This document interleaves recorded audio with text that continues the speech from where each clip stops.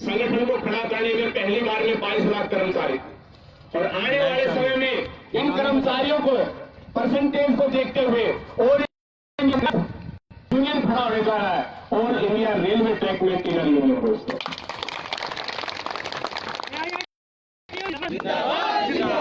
दोस्तों खुशी हमें इस वजह से होती है कि आज मैं जहां भी देखता हूं कि कभी कोई कर्मचारी प्रताड़ित हो तो बहुत सारे हमारे बीच में से युवा साथी किसी भी अधिकारी के पास कॉल करकर बोलते हैं कि मैं AIRTU का फलाना एक्टिव मेंबर बात कर रहा हूं।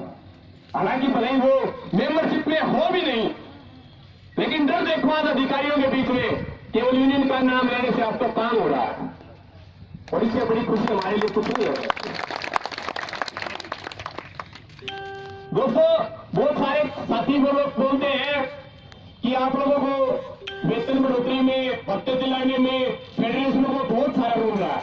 नहीं, ये सिर्फ आपकी एक कुछ सोच है, क्योंकि आपके पास सोचने का समय नहीं है, समझने की शक्ति नहीं है, क्योंकि आप लोगों से 12 घंटे ट्रैक पे काम लेकर आपको इतना थका दिया जाता है कि आप सोच ही ना पाओ और घर जाके आराम से सो जाओ। तो सोचने का समय कहां होता है हमारे पास? हम तो आज देख लेते हैं कि मीडिया के माध्यम से कोई फेसबुक पे अपलोड कर रहा है कि लेटर में लिखा गया AIR, NFIR, SC ST OBC वगैरह वगैरह। ये रेलवे बोर्ड से रिकॉग्नाइज संस्थाएं दोस्तों। यदि मेहनत आप लोग करोगे और कोई बता यदि आपका स्वीकार कर लिया जाता है तो क्रेडिट जाता है इनको, तो क्योंकि ये रेलवे बोर्ड से रिकॉग्नाइज संस्थाएं हैं। आज कहते हैं कि सभी रिस्क अलाउंस हमने दिला दिया। मैं पूछता हूं भाई, हम 2007-8 से प्रयासरत है रिस्क अलाउंस के लिए। यदि आप दिलाने वाले थे तो आज 163 साल हो गए, आपको आज तक क्यों नहीं दिलाया? तो सिर्फ दोस्तों यदि आज आपके सामने जो रिस्क अलाउंस आज आप लोग 2700 रुपये अपनी जेब में डाल दो दोस्तों, वो सिर्फ बदौलत अपने चंद धुरंधर और साथी साथियों की वजह से है, जिसने चंद एसोसिएशन बनाकर और आप पे दिल्ली में घेराव किया, तब जाकर आपको ये रिस्क अलाउंस की प्राप्ति हो। और मैं सैल्यूट करता हूं दोस्तों उन साथियों को बार बार जिन्होंने अपना एक कदम बढ़ाया और सफलता की ओर आप लोगों को आकर्षित करते हुए बार बार सफलता की ओर ले जा रहा हूं। यदि दोस्तों ये दिलाने वाले थे तो इतिहास यदि पढ़ने लगे तो रेल का इतिहास कहता है कि जब से रेल चली थी तो रेलवे में पायलट और ट्रैकमैन दोनों पैरेलल थे, दोनों का एक ही काम। पायलट के साथ रेलवे में ट्रैकमैन जो गैंगमैन पट्टी वाला बोला जाता था, उसको कोयला झोंकने का काम दिया जाता था दोस्तों। रोडमैन काफी बैठे होंगे, जानते भी होंगे, उनको बताते होंगे बुजुर्ग साथी। जब कोयला झोंकने का काम उसको दिया गया तो ठीक वही ट्रैकमैन और पायलट दोनों राखी में सने रहते थे, लेकिन आज ट्रैकमैन की कंडीशन वही है, सेम पोजीशन। वही आशा भरी नेत्रों से बेचारा ट्रैकमैन सोचता रहता है, क्या मैं भी कभी पायलट की तरह ट्रेन चला पाऊंगा? क्या गार्ड की तरह मैं कभी झंडी दिखा पाऊंगा? क्या मैं भी कभी ट्रेन में चेकर की तरह काम कर पाऊंगा? लेकिन दोस्तों आज तो हम युवा शिक्षित और सत्य लोग आ गए हैं। आज तो शायद आपके 10% LDC कोटे की डिमांड पूरी हो गई है, कुछ ही समय में पूरी भी हो जाएगी। चांद भाई ने देखा होगा आपने कई जगह व्हाट्सएप पर, फेसबुक पर वीडियो क्लिप आई थी जिसमें CRPF ने लोहानी दी ने यह आश्वासन दे दिया कि आपका 10% आपका LDC कोटा ऊपर हो जाएगा। और मैं मानता हूं दोस्तों यदि ये 10% हो गया, जिस प्रकार हमने बोला था कि रिस्क अलाउंस एक बार दे तो दिया जाए, बेसिक का 30% करवाना हमारे हाथ में है दोस्तों। जिंदाबाद। ठीक उसी प्रकार एक बार LDC आपके लिए ओपन तो हो जाए, 100% लेना भी ट्रैकमैन के हाथ में है दोस्तों। पायलट और ट्रैकमैन की बात मैं कर रहा था, लेकिन आज पायलट और ट्रैकमैन के वेतन में अंतर देखिए। पायलट का जब वेतन तैयार किया जाता है तो बेसिक पे plus DA plus additional DA उसके बाद लगाया जाता है कंपनसेंट्री अलाउंस, और टोटल पे बनती है 80,000। और मेरे गैंगमैन की बेसिक पे कितनी? 18,000। 18,000 में रिस्क अलाउंस क्या मिल गया? सभी डिपार्टमेंट को मिला गए हैं, सबको खिला गए हैं, ताकि ये रिस्क अलाउंस हमें भी दिला दिया जाए। और इस रिस्क अलाउंस के मिलने से हमारे PWO और सारे अधिकारी लोग सोचते हैं कि मंथली हमको दे दे 100-200 रुपए। ये हमारे गैंगमैन की हालत है। एक पायलट के लिए बढ़िया रनिंग रूम की व्यवस्था की गई है, जहां पर आप देखोगे बड़ी एलईडी लगी होगी, अच्छे खाने की व्यवस्था होगी, बढ़िया एसी रूम होगा, और एक पायलट को खाना मिलता 24 घंटे में दोस्तों 3 बार। और आज रेलवे के रेट और पर प्लेट, एक प्लेट खाने का जो रेट है वो 30 रुपीज, और पायलट को उसके ऊपर सब्सिडी दी जाती है 27 रुपए, यानी कि एक प्लेट पर केवल उसको पैसा देना पड़ा केवल 3 रुपए दोस्तों। और 24 घंटे में उसने 3 बार खाना खाया तो पैसे उसने कितने दिए? केवल 9 रुपए। और मेरा गैंगमैन जब ड्रिलमेंट पर भी चला जाए, कहीं दुर्घटना हो जाती है, रेल गिर जाती है, तो वहां पर साथी चला जाए तो वहां पर जो दैनिक भत्ता उसको खाने के रूप में मिलता है, तो ऐसा ही सोचता है कि मैं तुम्हारा भत्ता भी तब पास करूंगा जब तुम लोग मेरे को 100 रुपए जेब में डालने के लिए दोगे। ऐसी नौबत हमारी आ गई दोस्तों।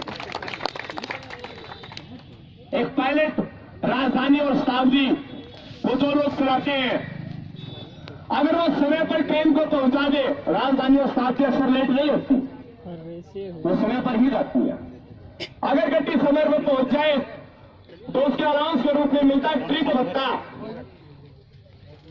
भत्ता, जिसमें पायलट को 24 रुपए, असिस्टेंट लोको पायलट को 18 रुपए और गार्ड को 12 रुपए पर किलोमीटर के हिसाब से दिया जाता है।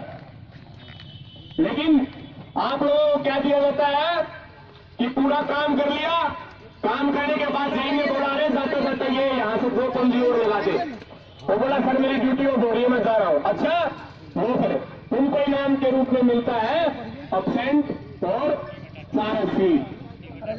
ये दोस्त आप लोगों ने कमाया। दोस्तों अब तक आप लोग सिर्फ ये नहीं जान पाए कि आपकी ताकत क्या है और आपसे प्रशासन आपका दुश्मन क्यों है। 1 मिनट रुको यार। आज तक दोस्तों आप ये नहीं समझ पाए कि प्रशासन आपका दुश्मन क्यों है, और कोई इन लोगों के चाहते में प्रशासन अभी तक आया है। उसका कारण सिर्फ एक ही चीज है, आप लोगों की संख्या, आपकी स्ट्रेंथ। दोस्तों प्रशासन को 1 मिनट रुको यार, ये बाद में कर लेना, क्या है तो बाद में कीजिए ना, ये साइड में ले जाके 1-2 साथी को डिस्टर्बेंस नहीं होनी चाहिए, इससे कंसंट्रेट बिगड़ता है। दोस्तों प्रशासन को यूनियन ने सिर्फ एक ही चीज समझाती आई आज तक, सरकार को उन्होंने एक ही चीज समझाई है कि श्रीमान जी यदि 50 रुपए आप 3 लाख आदमियों को दोगे तो उसमें आपका बेनिफिट है, या फिर 50,000 आदमियों को देने में बेनिफिट है। ये तो जाहिर है नॉर्मल हाथ सवाल दोस्त एक पनिए वाला कि 50 रुपए जब हम 50,000 व्यक्तियों को देंगे तो सरकार को उसमें बेनिफिट है, नहीं कि 4 लाख आदमियों को देंगे। ठीक यही कारण आपका पिछड़ने का है। लेकिन आप लोग अपनी ताकत को पहचानो। दोस्तों आप में इतनी ताकत है कि आज आप लोग सरकार बना सकते हो, सरकार गिरा भी सकते हो। आज खुद 125 करोड़ देशवासियों पर 1 करोड़ हमारा सेंट्रल एम्प्लॉय, केंद्रीय कर्मचारी हमारे 1 करोड़ काम करते हैं दोस्तों, और 1 करोड़ में सबसे बड़ा कार्य किसका? 4 लाख ट्रैकमैन का दोस्तों। और इसी 4 लाख ट्रैकमैन के साथ 4 उसके परिवार के लोग, तो टोटल कितना हुआ? 16 लाख। तो 16 लाख दोस्तों सरकार गिरा भी सकते हैं और सरकार बना भी सकते हैं। तो सिर्फ दिक्कत है हमारे अंदर थोड़ी समझ की। जिस दिन हमने, आज मैं सभी से पूछता हूं, क्या इस सभा में हमारी संख्या कम होनी चाहिए थी? क्या ये लड़ाई केवल आप चंद लोगों की थी? ये पूरे के पूरे ऑल ओवर डिवीजन की थी दोस्तों। तो मैं उस एसएससी से, उस पीडब्ल्यूआई से, कोऑर्डिनेशन से पूछना चाहता हूं, क्या अधिकारियों के लिए लड़ना गलत है? तो जिस दिन दोस्तों आप लोग खुद सीखे कि हमारी लड़ाई हमारे अधिकारों की लड़ाई है, तो उस दिन मैं सोचता हूं कि आपको रोकने वाला कोई नहीं होगा दोस्तों। AITU जिंदाबाद, जिंदाबाद जिंदाबाद। दोस्तों बहुत सारे एकता के उदाहरण हैं, सभी जानते हैं कि बहुत से व्यक्ति उसे बैठे भी होंगे। जब लालू प्रसाद यादव की सरकार 2007-8 में थी तो उस टाइम पे 17,000 कुलियों को भर्ती कर दिया था ट्रैक में। लेकिन कुलियों ने डेस्क बनाकर क्या देखा कि ना तो समय पर छुट्टी मिलती, घर से दूरी, अब्सेंट चार्जशीट। अब उन्होंने देखा तो यहां तो पाठ नहीं बसावा, ना कोई रेपुटेशन, ये लाल वर्दी, इसे सब करते थे। अब उन्होंने अपनी यूनिटी बनाई दोस्तों, कोई संगठन नहीं खड़ा किया उन्होंने। 17,000 कुलियों ने अपनी यूनिटी बनाई, और यूनिटी में दो चीजों की आवश्यकता होती है, जन समर्थन और धन की। 17,000 कुलियों ने 2,000 रुपए पर पर्सन से इकट्ठा किए, 2,000 पर पर्सन इकट्ठा किए। अमाउंट बना कितना? 3,40,00,000। और 3,40,00,000 अमाउंट हम आज ये नहीं बताएंगे कि कहां गया कहां नहीं, हम नहीं जानते। लेकिन जिसको भी दिया उन्होंने अपना बेनिफिट ले लिया, और उन्होंने अपना, कहने का मतलब, बिल्ला वापसी ले लिया। और आज बिल्ले की कीमत चंडीगढ़, हजरत निजामुद्दीन और नई दिल्ली में जाकर पता करोगे तो उस बिल्ले की कीमत कम से कम 18 लाख दोस्तों, 18 लाख। ये उनकी जीत थी। और मैं पूछता हूं कि मेरा मेट, मेरा जमादार, मेरा कीमैन, मेरा ट्रैकमैन भाई जब रिटायर होता है तो उसको कम, मैं मानता हूं उसको 15 लाख रुपए भी रिटायरमेंट पे नहीं मिलते होंगे। वो एक अच्छी जिंदगी जीता, लेकिन मेरा मेट और मेरा ट्रैकमैन भाई किसी यात्राओं से गुजरते हैं, और उम्मीद भी नहीं है उनको कि क्या पूरी की पूरी नौकरी कर भी पाएंगे या नहीं, क्योंकि दिन प्रतिदिन हमारे ट्रैकमैन के रन ओवर हो रहे हैं दोस्तों। अगर एनुअली उनकी औसत निकाली जाए तो आज 1250 को पार कर गई है। अरे आपकी तो इतनी दयनीय स्थिति है कि आपके सामने आपका ट्रैकमैन रन ओवर हो जाता है, लेकिन कोई साथी काम नहीं बंद करता। अरे मैं आपसे पूछता हूं दोस्तों, जब आप रेलवे में नहीं आए थे तो क्या रेल नहीं चलती थी? तब भी रेल चलती थी, लेकिन आज भी डर आपको किस चीज का? All India railway trackman union में जो युवा और जो साहसी लोग, जिनकी बदौलत ये संगठन खड़ा हुआ है, उन लोगों ने आपके लिए बहुत सारे विचार विमर्श किए। आज सन 1974 के हड़ताल के बाद दोबारा हड़ताल बोली गई 31 जुलाई 11 मार्च 2016 में। मैं पूछता हूं क्या हड़ताल हुई? 36,000 बेसिक का वादा किया, क्या पूरी हुई? निजीकरण आपको बोला, क्या बंद हुआ? एनपीएस क्या रद्द हुई? नहीं, इसका कार्ड ही नहीं जानते हम लोग। लेकिन फिर भी जिन संगठनों ने हमारे कर्मचारियों के साथ धोखा किया, और आज वही कर्मचारी, उनमें से कुछ 5% कर्मचारी अपना स्वार्थ सिद्ध करने के लिए उनके साथ जुड़े हुए हैं दोस्तों। सन 1974 के हड़ताल में इंदिरा गांधी की सरकार थी, उस टाइम पे 17,000 कर्मचारी जेल में बंद कर दिए गए, और उन कर्मचारियों का सिला हमारे यूनियन के पदाधिकारियों ने क्या लिया? रॉयल कोटा पास करवा दिया। और उस रॉयल कोटे में बेनिफिट क्या था कि हर यूनियन के पदाधिकारी के घर से एक व्यक्ति को नौकरी दे दी जाएगी। और आज जो बड़े बड़े महामंत्री बने बैठे हैं, आज उन्होंने परिवार के सदस्यों को नौकरी दिला दी दोस्तों। क्या कितना बड़ा धोखा किया आपके साथ? आज कोई भी यूनियन देखोगे, मजदूर यूनियन है, उसमें जातिगत आधार पर सब एक ही कास्ट के लोग ठोक दिए। मेंस यूनियन है, अपने आधार पर अपने इच्छानुसार एक ही जाति के लोग ठोक दिए। अरे मैं पूछता हूं दोस्तों, जब संगठन बनता तो किसके लिए बनता है? मजदूर भाइयों के लिए। क्या मजदूर आज तक उनमें कोई मिला? नहीं मिला। तो आज मैं पूछता हूं फेडरेशनों से, आज आपको जब AIRTO आपके साथ खड़ी है तो आज वो लोग आपको एक पद देने के लिए भी तैयार है दोस्तों। तो अपन समय की नजाकत को पहचानते हुए अपनी ताकत को पहचानो, और ये मान लीजिए कि AIRTO केवल उसी को सपोर्ट करेगी जो ट्रैकमैन हित में खड़ी होगी। ट्रैकमैन यूनियन जिंदाबाद, जिंदाबाद, जिंदाबाद। ट्रैकमैन शक्ति जिंदाबाद, जिंदाबाद, जिंदाबाद। ट्रैकमैन एकता जिंदाबाद, जिंदाबाद, जिंदाबाद। ठीक उसी प्रकार दोस्तों मैं आपको बताया कि 36,000 बेसिक आपकी पूरी नहीं हुई। नवंबर 2015 में पे कमीशन लागू होने से पहले ही एस्टीमेट लगा दिया गया था कि आपको 18,000 बेसिक मिलेगी। सरकार की तरफ से वायदा हो गया था 23,500 बेसिक देने का। फेडरेशन ही हमारी अड़ी रही कि नहीं, हम तो 36,000 बेसिक लेंगे। अरे उनको तो लॉस नहीं हुआ, लेकिन हमारा भी तो देखो कुछ, हमारे को तो वही 18,000 रुपये ही खड़ा कर दिया। ये फेडरेशनों ने आपको दिया। जब 95% हमारे कर्मचारी, केंद्रीय कर्मचारी और स्टेट गवर्नमेंट के कर्मचारी 95% जब एनपीएस को रद्द करवाने में सहमत हो गए थे हड़ताल करने के लिए, तो फिर भी हड़ताल अनाउंस क्यों नहीं हुई? इसके पीछे एक ही कारण है, प्रत्येक व्यक्ति का अपना स्वार्थ सिद्ध करना। 1974 की हड़ताल में अपने परिवार के सदस्यों को नौकरी दिला दी और 2016 की हड़ताल में करने से पहले अपने परिवार के मेंबर को लखनऊ से सीट दिला दी। और फिर भी हम लोग समझ नहीं पाए। तो दोस्तों, तुम्हारे ऊपर भी राजनीति हो रही है, लेकिन उसी 1974 की हड़ताल में इंदिरा गांधी सरकार ने दोनों फेडरेशनों से यह लिखवा लिया था कि आने वाले समय में वो कभी भी हड़ताल नहीं करेंगी।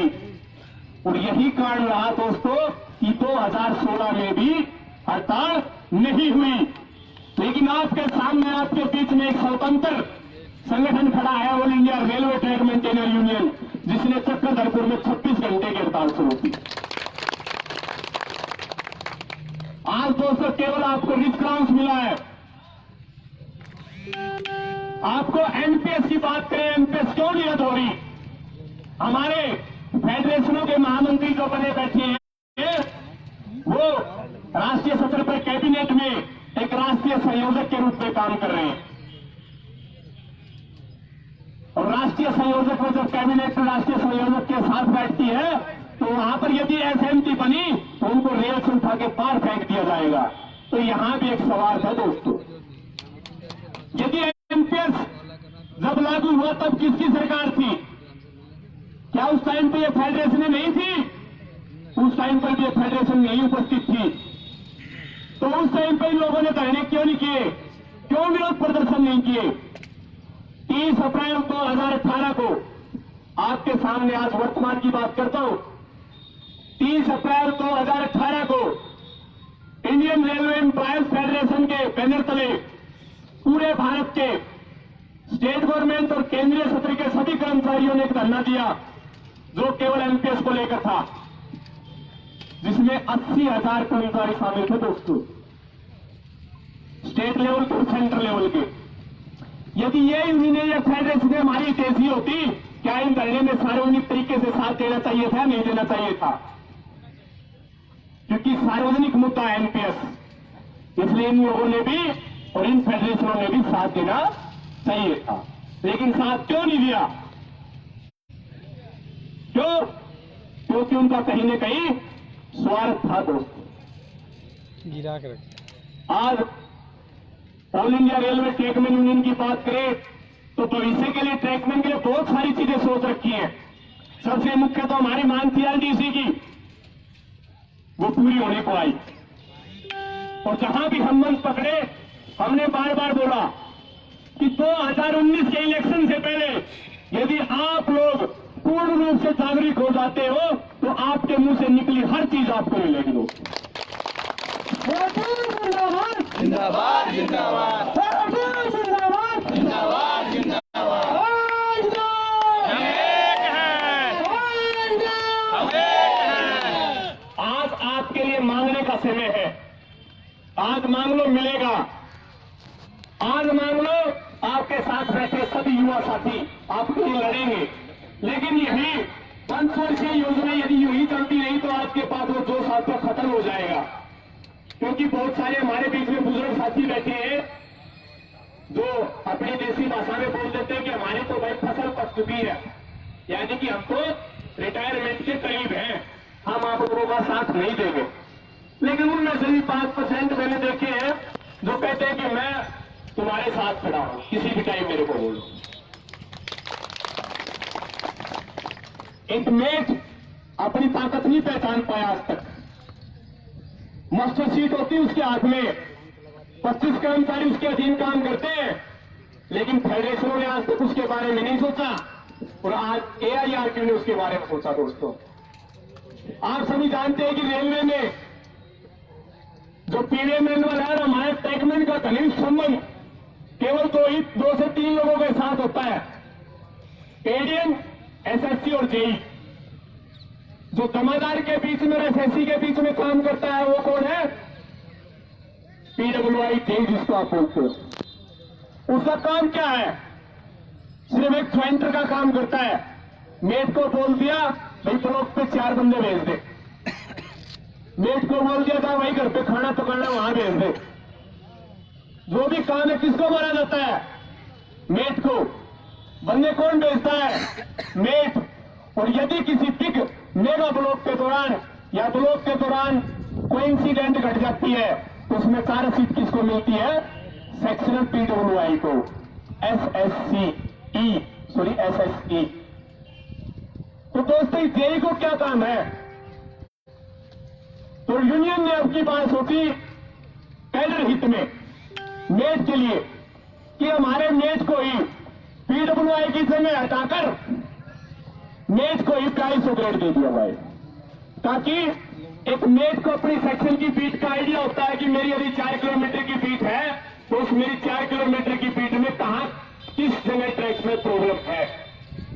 तो हम मेट को भी इतना सक्षम बनाना चाहते हैं कि वो अपने सतर पर ब्लॉक लेकर स्टेशन मास्टर से ब्लॉक लेकर अपने आप पैकिंग करवा सके। दीजिए दीजिए। जिंदाबाद जिंदाबाद जिंदाबाद जिंदाबाद जिंदाबाद। दोस्तों, आज आप देख रहे हो हॉस्पिटल अटेंडेंट, एक नर्स, स्टाफ नर्स जो हॉस्पिटल में काम करते हैं, वो कॉटन, ब्लीडिंग वाली कॉटन उठाने के लिए उसको संक्रमण भत्ता मिलता है। लेकिन मेरा ट्रैकमैन जहां से लाखों पैसेंजर गुजरते हैं, पूरी दुनिया का मलमूत्र जहां गिरता है वहां पर मेरा ट्रैकमैन काम करता है। दोस्तों, इसीलिए all India railway trackman union ने आपके लिए भी मूल वेतन का 30% संक्रमण भत्ते की मांग की है। दोस्तों, हम लोग यहां मंच पर खड़े होकर आपसे ये वादा तो नहीं करते कि हम आपको 26,000 बेसिक दिला देंगे, नहीं। लेकिन दोस्तों, आपसे इतना वादा जरूर करते हैं, यदि आप हमारे साथ संगठित रहे तो आने वाले समय में ट्रैकमैन को इतने भत्ते दिला देगा कि उसकी तनख्वाह कम से कम 40,000 प्लस हो जाएगी।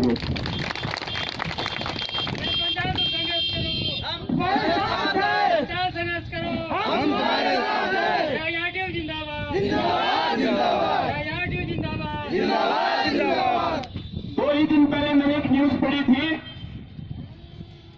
कि वर्ल्ड में भारत एक ऐसा कंट्री होगा जो इलेक्ट्रिफिकेशन में नंबर 1 होगा। आज की बात करें कर वर्तमान में तो 700 किलोमीटर पर डे हमारा इलेक्ट्रिफिकेशन किया जा रहा है। विद्युतीकरण ट्रैक का देख रहे हो आप, लेकिन मेरा ट्रैकमैन बरसात में, गर्म मौसम में, सर्दी में, ठंड में, हर ऋतु में काम करता है। लेकिन बरसाती ऋतु के दौरान उस 25,000 वोल्ट की जो बिजली गुजरती है उसमें से रेडिएशन निकलती है। दोस्तों, वो रेडिएशन त्वचा कैंसर कर देती है। तो इसीलिए इस गंभीर समस्या को देखते हुए all India railway trackman union ने आपके लिए स्पेशल मेडिकल भत्ते की मांग की है। दोस्तों, 1250 रुपए, लेकिन हम चाहते हैं कि इसको कम से कम 1800 रुपए आपको मिलने चाहिए। इस मेडिकल भत्ते में 2 चीज है।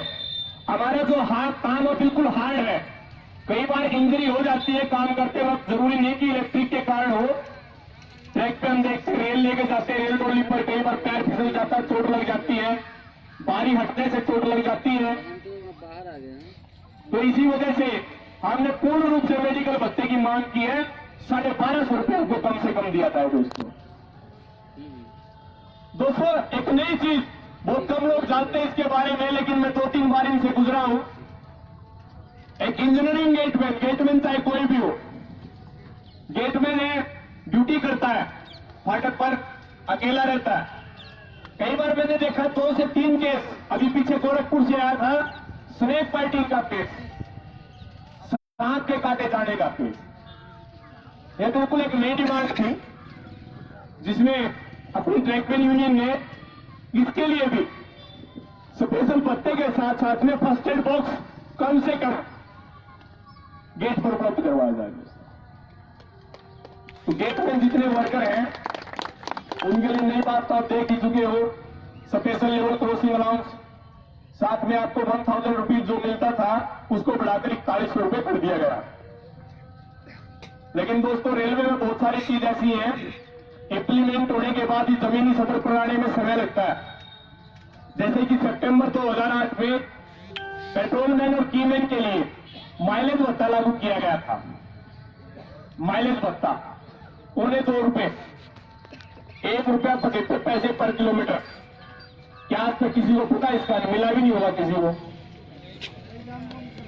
हाँ, एक यही चीज है, मैं आने वाले समय में अपनी यूनियन के साथ जुड़ने वाले हर व्यक्ति को इतना मजबूत बनाना चाहता हूं कि जो भी हमारी संस्था में पदाधिकारी रहेगा उसके पूरे डिवीजन की कम से कम 8 घंटे की क्लास हम एक इस्टेब्लिशमेंट के एपीओ से, लेबर कमिश्नर से और एक वकील से उसको क्लास देंगे दोस्तों। और हमारे ट्रैकमैन कोटा सिर्फ 2 ही चीजों का होता है, एक ट्रांसफर का और दूसरा सारा सीट का। और मैं मानता हूं जिस दिन ये डर खत्म होगा उस दिन कोई ट्रैकमैन करने वाला नहीं होगा दोस्तों। ARTU जिंदाबाद जिंदाबाद जिंदाबाद ट्रैकमैन शक्ति जिंदाबाद जिंदाबाद जिंदाबाद ट्रैकमैन एकता जिंदाबाद जिंदाबाद जिंदाबाद। आज केवल दोस्तों हमारे बीच में 10% ट्रैकमैन ऐसे बचे हैं जो जुड़ते हैं। बाकी जितने युवाएं हैं संगठन पहले भी चल रहे थे लेकिन 2013 के बाद बहुत ज्यादा रफ्तार पकड़ी। और सिर्फ इसका कारण आप लोगों की नई सोच, नई प्रवृत्ति, युवा शक्ति। तो दोस्तों इसमें बढ़ाओ चढ़ाओ और ज्यादा आप लाना चाहते हो IRTU में, तो मैं मानता हूं कि आपके सहयोग के कारण भी हो पाएगा। बहुत सारे विकल्प है, अभी सवाल भी है मेरे पास कि ट्रांसफर से यदि आप डरते हो तो कब तक डरोगे। मैंने तो अपना जुनून ना बना लिया, एक ट्रैकमैन को लेकर बोल रहा हूं मैं। एक ट्रैकमैन की यदि ट्रांसफर होती है तो सरकार उसको क्या देती है, बैंकिंग अलाउंस। कितना, एक बेसिक पे में भी 21,000 रुपये उसको नॉर्मल मिलेंगे और ट्रांसफर होने पर सरकार उसको देगी 10 छुट्टियां। साल में आपकी कितनी बार ट्रांसफर हो सकती है? अरे जहां भी जाओ वहीं पर IRTU का झंडा गाड़ो यार। एक साल में माना आपने 6 बार ट्रांसफर ली, सरकार ने आपको छुट्टियां कितनी दी? 60। और पैसा आपके पास सेविंग मनी कितना हुआ? 1,20,000। तो मैं मानता हूं आप दिन प्रतिदिन मेहनत करते हो तब भी आप इतने नहीं बचा पाते हो साल में। तो दोस्तों सिर्फ यही देखो डर है एक आपका, इसको खत्म करो और ये तरीका अपनाओ। कितनी बार ट्रांसफर होगी? हमने तो अपना एक पिपा और एक सिलेंडर तैयार कर रखा है, भाई जहां बोलोगे वही उठा के ले जाएंगे। दोस्तों माना करेंगे कि यही कारण नहीं होता यूनियन से जुड़ने के बाद, इसको भले ही आप गलत समझें, लेकिन मैं मानता हूं आपकी यूनिटी इस प्रकार आज आपने अपने अंदर खुद का सिद्धांत बनाना, जिस प्रकार आप जानते हो कि भारत पर आक्रमण बाबर ने जब किया तो पूरे भारत को कब्जे में ले लिया था, लेकिन उसका सिद्धांत था वो अपनी सेना को सेनापति होने के नाते एक ही चीज समझाता था कि यदि लड़ोगे संघर्ष करो, यदि जीते तो गद्दी मिलेगी, शासन अपने हाथ में होगा, और यदि मारे गए तो जन्नत मिलेगी। और आज मरते तो आप दिन प्रतिदिन आ ही रहे हो। आज ट्रैकमैन के लिए कोई शहीदी दिवस नहीं है दोस्तों, कहीं तो ये भाई सोचे कि मेरे लिए कोई शहीदी दिवस है। मरना आपको दिन प्रतिदिन है, लेकिन हम चाहते हैं कि जिस प्रकार आप मर रहे हो इसमें कम से कम बदलाव न लाकर आपके तनख्वाह में तो बदलाव आ जाए, आपके भत्ते तो बढ़ जाए। आपके बीच में खड़ा ये नरेंद्र 5 साल आज इस यूनियन से जुड़ा तो सिर्फ एक ही कारण था। जब हमने शुरुआत की तो शुरुआत एक व्यक्ति विशेष के द्वारा हुई। मैं दिल्ली में रेलवे स्टेशन सकूर बस्ती स्टेशन पर खड़ा था, वहां पर डिप्पू से पोर्शन बक्से जो होते हैं वेल्डिंग के लिए वो लेने के लिए गए हुए थे अपनी टीम के साथ। तो मैंने देखा कीमेन अपना वर्क कर रहा था, उसने देखा कि पेंडोल क्लिप निकली हुई है, तो उसने चाबी उठाई और चाबी अपने ठिकाने पर लगाते हुए जैसे ही हैमर चलाया, वो हैमर उस चाबी पर नहीं लगकर स्लीपर पर जा टकराया दोस्तों, और स्लीपर पर वहां बहुत ज्यादा गंद पड़ा था। तो जैसे ही वो गंद पर हैमर टकराता तो उसको पूरा शरीर पर जो कपड़े थे वो उस मलमूत्र की छींटों से भर जाते हैं। उस टाइम को दर्शक मेरे लिए तो बहुत दयनीय स्थिति थी, मैं देख रहा था लेकिन रो रहा था, लेकिन क्या करूं, मैं भी तो वही ट्रैकमैन था और आज भी हूं। तो उस टाइम पे दोस्तों मैंने सोचा कि मैं अपने साथियों के लिए शायद कुछ ना कर सकूं, टाइप ऑफ जॉब पे मैं बदलाव नहीं ला सकता, काम हमारा यही रहना, लेकिन कम से कम ये इतनी मेहनत करते हैं तो इनको कम से कम ज्यादा नहीं तो इनको पत्ते इतने दिला दें कि कल को इस चीज का इनको दुख ही ना रहे। तो बदलाव आता जा रहा दोस्तों, और बहुत बढ़िया बदलाव है। यदि आप जुड़े रहे तो मैं मानता हूं बहुत कम समय में आपको अचीवमेंट मिलने वाली है। अचीवमेंट आपको असली तब मिलेगी जब आप इस रेल का इंडियन रेलवे पीवे मैनुअल आप चेंज करोगे, और पीवे मैनुअल तब चेंज होगा जब रेलवे बोर्ड में जाके ट्रैकमैन बैठेगा। और आज आपकी सुनवाई हो रही है तो इस AIRQ की बदौलत ही आपकी सुनवाई हो रही है। उनको देखने लगे कि ट्रैकमैन अब से हमसे दूर भागने लगा, हमारी मीटिंगों में आना छोड़ दिया, हमारे लिए दरी बिछाना छोड़ दिया। मैं मानता हूं आप उनके लिए सब कुछ छोड़ दो, यूनियन को तार दो, AIRQ के झंडे के नीचे आओ और फिर आप बताना। दोस्तों माना कि हमारी समस्याएं बहुत है, आज आपके बीच में खड़े हैं, मोबाइल नंबर आपको देके जाएंगे, जिस भाई की जो भी समस्या है DNR की और फाइनेंशियल जो प्रॉब्लम है वो हमारे को बताए, उसकी समस्या का समाधान हो जाएगा। क्योंकि जैसे आप काम करते हो वैसे हम करते हैं, बस थोड़ा किताबी ज्ञान होगा, उसी के बलबूते पर हम आगे लड़ते जा रहे हैं। और नहीं तो यदि इस मंच को पकड़ने से पहले बहुत सारे अधिकारी हमको भी ठोक देते।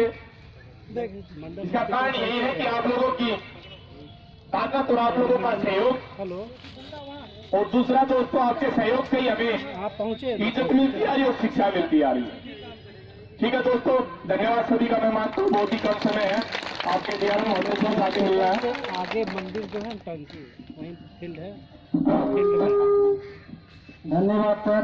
इसके बाद all India railway trackman union के समिति सलाहकार अश्विनी जी आएंगे और दो सब रखें अपने साथ। ठीक उससे आगे आइए ना, लोक हॉस्पिटल से रोड वाला ही आगे आइए।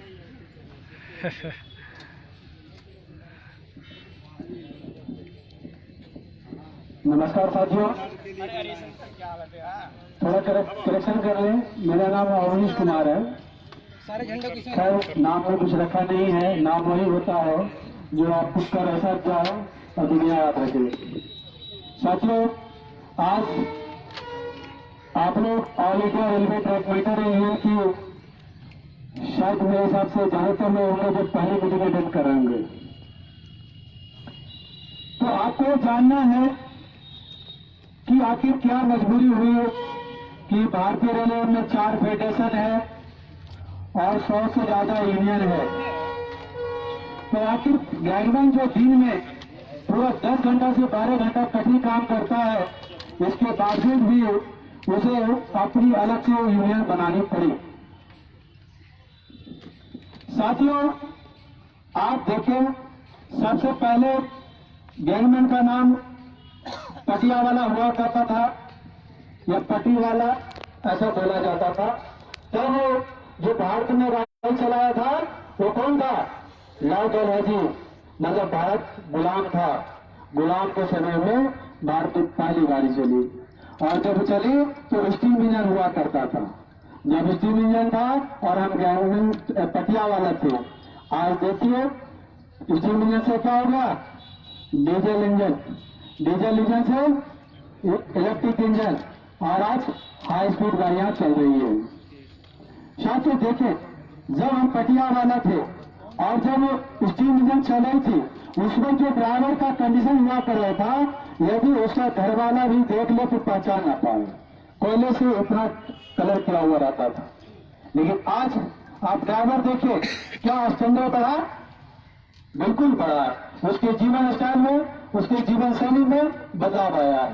लेकिन आप गैंगमैन में देखिए, पटिया वाले से आप जो है गैंगमैन बने, गैंगमैन से ट्रैकमैन बने, ट्रैकमैन से आप ट्रैकमैन बने, स्थिति बढ़ी नहीं बढ़ी।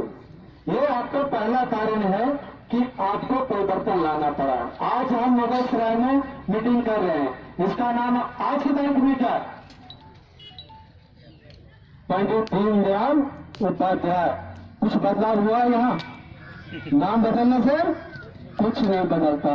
मतलब यही है कि स्थिति बदला जाए। आप देखिए, पहले ये कहा जाता था गैंगमैन पढ़ा लिखा नहीं है। तो हम पूछते हैं आपसे, जो पहले वोटर हुआ करता था, खलासी हुआ करता था, वो कौन सा पढ़ा लिखा था? जब उसको प्रमोशन मिल सकता है तो गैंगमैन को क्यों नहीं? इसके पीछे एक बहुत बड़ी साजिश शुरुआत से चलती आई है। साजिश ये रहा कि आप देखिए, जो भी मान्यता प्राप्त यूनियन है, फेडरेशन है, उसका मुख्य पदाधिकारी जो होगा वो कॉमर्शियल या ट्रैफिक से होगा, इंजीनियरिंग से आपको नहीं मिलेगा। और ये जान लीजिए, ये स्टेशन मास्टर हो या गार्ड हो या ड्राइवर हो, कोई भी गैंगमैन को सलाम करना नहीं चाहेगा। इसीलिए हम लोगों ने तय किया, भारतीय रेलवे का गैंगमैन जो पूरे भारतीय रेलवे में अकेला 40% है, मतलब संख्या में सबसे ज्यादा है। और उसको इंजीनियरिंग डिपार्टमेंट के और कर्मचारी मिला लीजिए जो स्टोर में काम कर रहे हैं, टीटीएम मशीन पे काम कर रहे हैं और अलग अलग ये काम कर रहे हैं, उसकी तादाद मिला लो तो आप 50% होते हैं। मतलब आपकी ताकत पूरे भारतीय रेलवे में 50% है। ये आपकी ताकत है। यही कारण है कि ऑल इंडिया रेलवे यूनियन ने फैसला लिया है कि जब गैंगमैन जो 165 साल में आज भी प्रमोशन के लिए जूझ रहा है, लड़ रहा है, समानता के अधिकार के लिए खड़ा है, तो उसको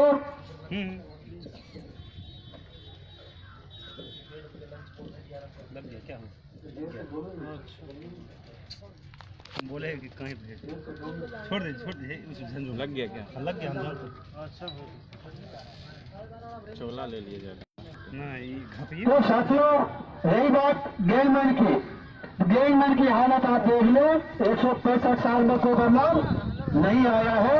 यही कारण है कि हम लोगों ने यह सोचा कि यदि लड़ाई लड़कर ही जीता जा सकता है और कुछ पाया जा सकता है, तो हम अपनी लड़ाई खुद अपने दम पर लड़ेंगे, अपने गैंगमैन के दम पर लड़ेंगे, चाहे चुनाव में सामना क्यों न करना पड़े। तो साथियों, सबसे बड़ी बात है कि आपको बताता हूँ, समय का अभाव है। हम लोग यहाँ से 11 बजे जाने वाले हैं और फिर कभी हम अपनी बात को रख लेंगे विचार देंगे। मंडल हॉस्पिटल के आगे दोस्तों, बहुत सारी बातें हमारे अवनीश जी आपके बीच में लेकर आए हैं। जिस भी साथी की जो भी समस्या है, डेमोस्ट्रेशन खत्म होते ही वो समस्या हमारे बीच में जरूर रखेगा। क्योंकि दोस्तों, माना आपके बीच में आया केवल आपको भाषण देने के लिए नहीं, आपकी समस्याएं सुनने भी आए हैं। यही पर्सनली किसी की समस्या है तो अवनीश जी से मेरे से चांद भाई से डिस्कस करें, आपको तत्काल आपका समाधान मिलेगा। साथियों, समय की अभाव है और मैं समझता हूं कि अपनी बात फिर कभी रख दूंगा आप लोगों के बीच। आप लोग रैली की तैयारी करें। धन्यवाद।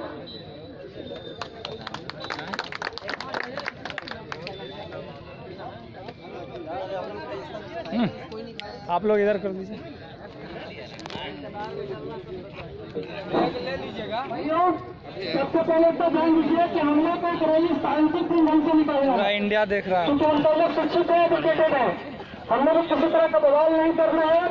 हम लोग यहाँ से सीधे एक लाइन में कतार लगा करके सीधे बाई रोड निकलेंगे और सीधे रोड रखते हुए मेन गेट से हम लोग मिलेंगे। तो आप लोग इधर उधर न चल करके कतार बनाइए, लाइन में खड़े हो जाए तो अच्छा रहेगा। सिस्टमेटिक ढंग से और अपने जोन का जो भी बोलना सब खोल लीजिए और हाथों में ले लीजिए। एक बार खाना कुछ खाए ना